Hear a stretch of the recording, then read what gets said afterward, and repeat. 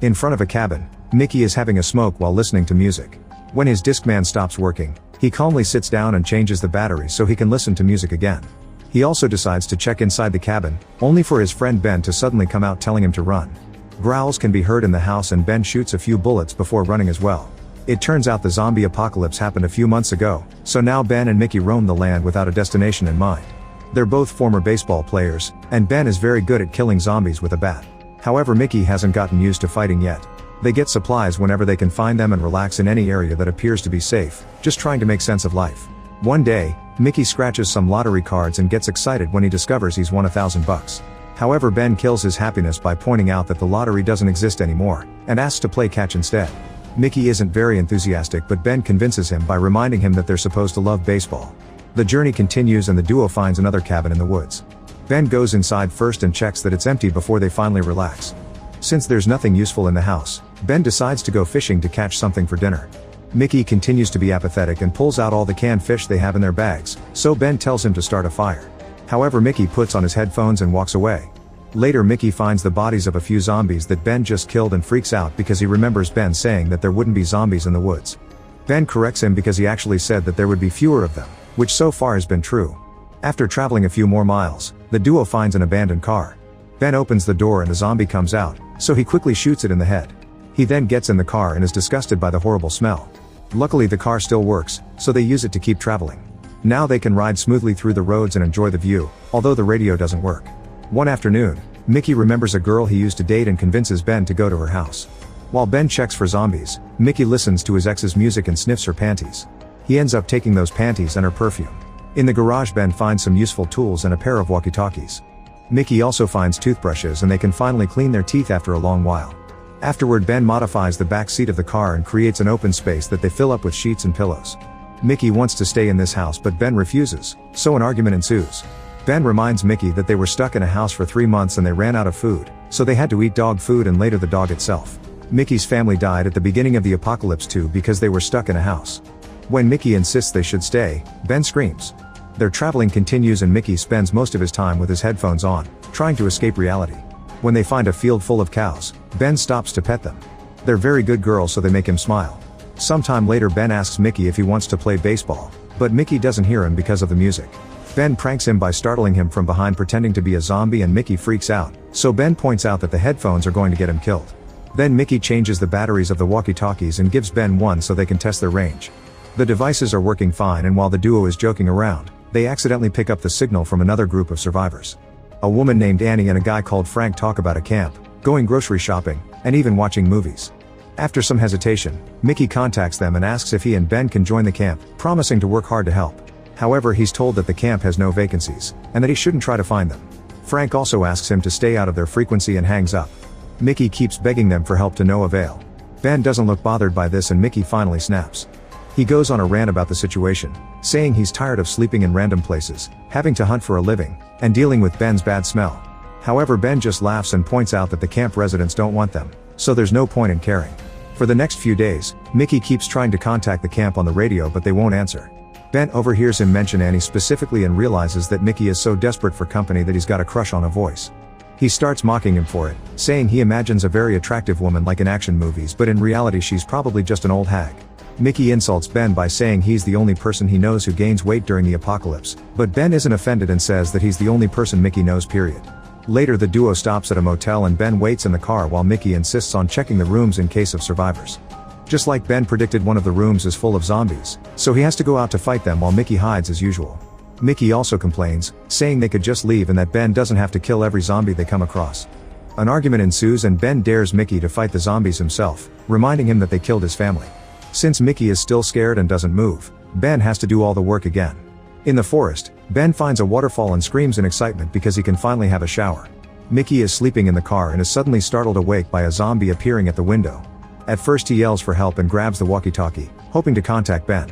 However, he notices that the zombie is a very attractive woman who is pressing her chest against the window, so Mickey decides to get naughty with his hand. When he's about to reach the climax, the zombie's brains are blown up by a shot. It turns out Ben is back and when he sees what Mickey has been doing, he starts laughing like crazy and leaves, wanting to give his friend some privacy to finish. As the journey continues, the duo keeps finding random houses in the woods, but they are always empty. They have to drop the car because it runs out of gas. One day they find a building with a really nice bedroom, so Mickey announces that they're staying the night because he wants to sleep on a real bed and he won't take no for an answer. Then he starts unpacking, only to notice that his headphones are gone. Mickey rushes outside and finds Ben making arrows while listening to music. When Mickey asks for his Discman back, Ben refuses to give it to him, saying that if Mickey wants to sleep inside a room with not much chance of escaping, then he can't be distracted. Ben is tired of having to fight for both of them and wants Mickey to have a wake-up call. Mickey pouts like a kid and throws the arrows to the ground in protest. During dinner, Ben teases Mickey for what happened in the car with the zombie girl, but Mickey ignores him and goes to the bedroom. He tries the walkie-talkie one more time and to his surprise, Annie answers. She says she'll get in trouble for talking to him and explains that the camp isn't as good as he imagines. Mickey insists he wants to go anyway since it'd still be better than sleeping in a tree. He also shares that he and Ben didn't really know each other and just were together on the team when the tragedy happened. Annie thinks Mickey whines too much and hangs up. Meanwhile, Ben listens to music and dances in the living room while drinking. Suddenly he hears some weird noises and goes to investigate. After taking care of the issue, he finds Mickey still sleeping like a baby, and Ben is so tired of him not caring about the danger they're constantly in that he decides to play a prank. He leaves the bat on the bed and goes to the woods where he checks on a zombie he captured earlier. Ben drags the zombie to Mickey's room and yells at him to wake him up before locking the door. Mickey desperately yells for help, but Ben tells him he has to learn to defend himself. After lots of struggle, Mickey finally kills the zombie with the bat. Ben opens the door and is proud of him, but Mickey furiously jumps on his friend and punches him a few times before leaving. In the woods, Ben finds Mickey having a breakdown. Mickey tells him about his conversation with Annie and Ben brings him back to the house. After they wash up, Ben tries to cheer Mickey up with baseball and some funny voices. He also reminds him that Annie was just a voice on the radio. From then on, Mickey starts paying more attention and helps around. He goes fishing and doesn't listen to music as often so he and Ben can chat. When they find an orchard, they get to eat lots of apples and play baseball with them. Eventually they find two cars, so they try to take the gas from one to refill the other one. Mickey notices that the engine is hot, meaning the drivers must still be around. Ben yells hello but nobody answers, so he decides to take the gas anyway. Suddenly Jerry surprises Mickey from behind and takes him hostage with a knife as he asks for the car keys, saying he needs to go to Arizona. Ben pulls his gun out and explains that he doesn't have the keys. He also doesn't believe that Jerry will hurt Mickey. He points out there's probably nothing in Arizona and Jerry has no reason to do this. Jerry starts ranting about a group of people who made him work through the winter with the promise of a gun, gas, and food for him to go home in the spring, but they didn't keep their word. He refuses to explain who they are though. When Jerry threatens Mickey again, Ben puts the gun down and tells him that the keys are in the car. Jerry lets go of Mickey and gets in the vehicle, only for Ben to reveal that the keys are in his pocket. A furious Jerry insults him and tries to run away, but Ben follows him and shoots him down. Mickey calls Ben out for killing a normal human and Ben claims self-defense, so an argument ensues. At that moment another car arrives and Ben pulls out his gun again. A female voice explains she only came for her other car and everyone agrees to behave. The woman and her bodyguards start filling the abandoned car's tank while asking questions about Jerry. Ben tells them what happened and the woman says they did the right thing because Jerry was a thief. When the strangers are about to leave, Mickey finally recognizes the voice and realizes that this is Annie. She responds by shooting Ben in the leg and scolding Mickey for not letting the matter go. She takes Ben's keys and throws them in the middle of the field so they can't follow them, and she says that if she sees them again, she'll kill them both. After Annie and her bodyguard leave, Mickey looks for the keys to no avail. Ben can't help because of his wounded leg and tells him to rest for now since it's getting dark. In the middle of the night, the boys are awakened by a weird noise. They turn on the lights and discover a horde of zombies approaching their car. Mickey wants to run away and leaves the car, but Ben can't move because of his leg so Mickey is forced to go back. The next morning, the guys are still trapped in the car because the zombies are surrounding them. Mickey tries to cope by listening to music, but it isn't enough to cover the noise. Ben opens the sunroof and fires his gun, but he can't kill enough zombies to scare them and has to close the sunroof quickly before the creatures reach inside. Then Mickey insists they should hotwire the car, but Ben points out they've already tried and failed because it's not as easy as movies make it look. Another argument begins and Ben blames Mickey for the situation, since he triggered Annie into shooting him. Several days pass but the zombies never leave. Their growling noises are driving the duo crazy and they put up some sheets to cover the windows to at least avoid the ugly faces. When they run out of water, they start saving the liquid from their canned tuna. With no hope for the future, they decide to get drunk and play road games. Eventually the duo decides that since Mickey got them in this mess, he should go out and find the keys. Choosing to be brave for once, Mickey climbs out of the car through the sunroof and goes to the field to search for the keys. For the next few moments, Ben can do nothing but smoke and wait. Eventually he hears Mickey yelling his name so Ben quickly opens the sunroof for his friend.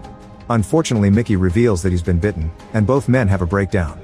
Mickey admits he's scared and wonders what to do, but Ben just pulls out his gun and asks him to leave the car. When Mickey refuses to move because he wants a chance, Ben shoots to kill him and yells in grief.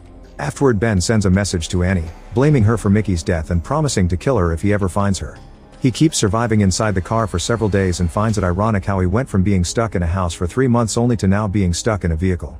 Eventually he gets tired of living like this and decides it's time to try to survive outside again. He puts on Mickey's headphones and walks down the road while a horde of zombies follows him. Make sure to subscribe and turn on notifications so you can watch more videos like this.